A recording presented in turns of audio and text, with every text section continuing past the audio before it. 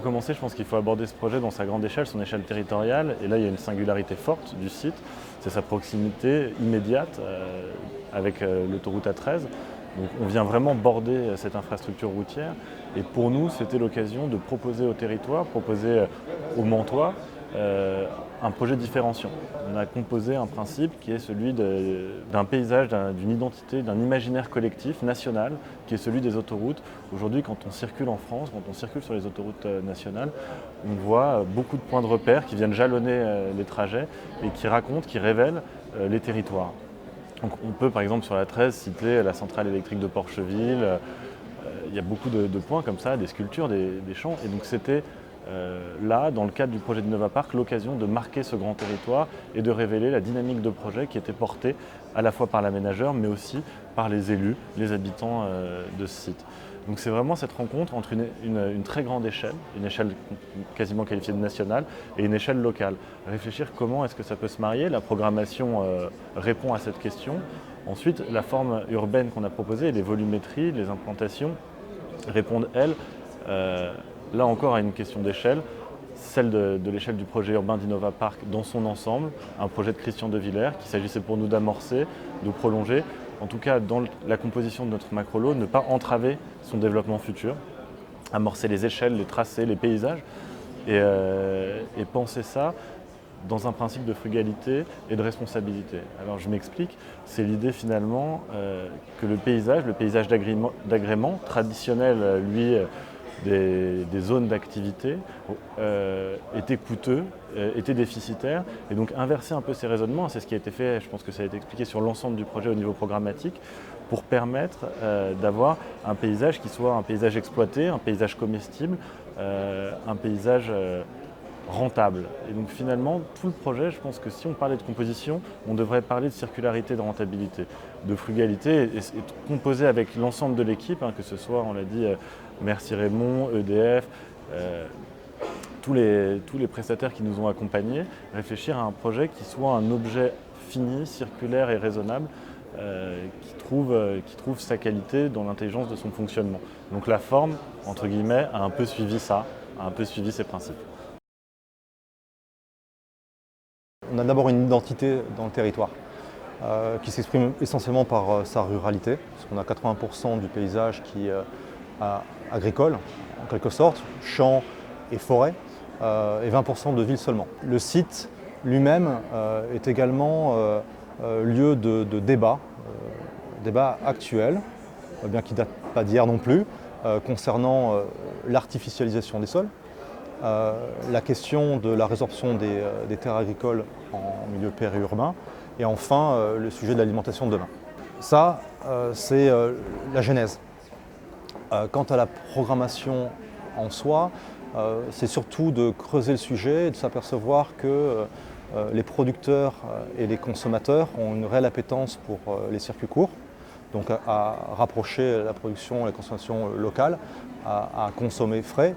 Et il y a une question urgente pour les gens ici. En fouillant, on s'est aperçu qu'on aurait la capacité à fédérer un petit peu tout ça, parce que les agriculteurs manquent de structure et se sentent souvent assez isolés, par l'idée d'une création d'une forme de coopérative 2.0, disons, sur laquelle on entend concrètement installer donc au sein d'un parc d'activités réinventé qui devient un quartier productif, sur un socle d'activités, d'une part, un ensemble de serres à vocation hydroponique, près de 9000 m² de production, des bassins de production de poissons et des ateliers de transformation donc, à destination des professionnels.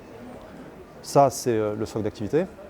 En extérieur, on a l'intention de créer un paysage, disons, comestible, qui s'appuie sur essentiellement des principes permaculturels qui ont également l'intérêt de régénérer les sols et avec lesquels on entend une production bio de pleine terre. Enfin, on a pensé à la création d'un restaurant locavore avec des ateliers pédagogiques et liés à l'enseignement des agricultures en milieu urbain pour compléter le dispositif. En termes de production, sur l'année, on sera à même de fournir de quoi nourrir 25 000 personnes.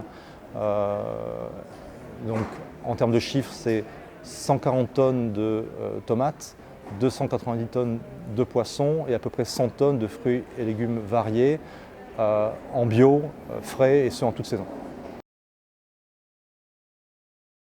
C'est un projet qui nous a permis de nous exprimer notamment sur le terrain de l'innovation.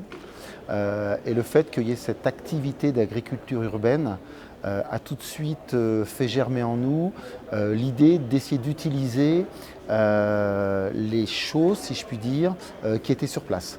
Comment pouvons-nous produire de l'énergie avec les éléments sur place et les éléments de l'activité de l'agriculture urbaine. Et donc on a commencé à se dire, ben voilà, il va y avoir des résidus, comment on peut utiliser ces résidus pour faire justement une source énergétique, en l'occurrence en la brûlant avec un système très particulier que l'on appelle de la pyrogasification. On va brûler donc ces déchets pour faire de la vapeur.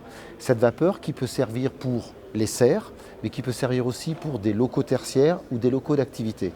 Et puis on s'est dit, on va regarder le projet dans son ensemble, essayer de mettre en place un mix énergétique pour justement essayer d'atteindre l'autonomie énergétique. Et donc on a vu qu'il y avait possibilité d'installer des panneaux photovoltaïques pour faire de l'électricité en complément de la chaleur. Et puis on s'est dit, pour que ce soit efficace et efficient, comme parfois la production d'électricité se fait à un moment donné de la journée et la consommation de cette production ne se fait pas au même moment, il nous semble pertinent de pouvoir mettre du stockage. Alors il se trouve que dans nos services de recherche, on est en train de développer un système de batterie novateur qui est justement moins polluante, notamment parce qu'elle n'utilise pas le lithium-ion et à base de zinc air. Et ensuite, c'est tout à fait adapté pour justement stocker cette électricité, pour justement après l'utiliser quand il y en a besoin. Mais à côté de ce stockage, aussi des stockages qui sont des stockages thermiques, notamment avec des ballons d'eau chaude pour les locaux d'activité. On a même réfléchi à comment on pourrait aussi utiliser l'eau quand il pleut, certes pour l'activité agricole, l'activité primaire, mais aussi pour une activité secondaire liée à l'énergie, réutiliser les eaux grises. Et puis pour que le panel soit complet, on y a ajouté de la réflexion sur la mobilité électrique, la mobilité douce, avec ses capacités de stockage pour venir faire un mix énergétique qui soit pertinent et qui atteigne l'autonomie.